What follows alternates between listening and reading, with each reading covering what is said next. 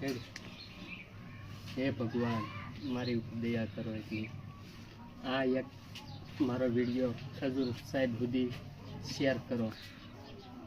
મારી પાસે કોઈ નથી, નથી બાપુજી, નથી કાકા, નથી દાદા, નથી ભાઈ, એક ખાલી ડોહીમાં છે.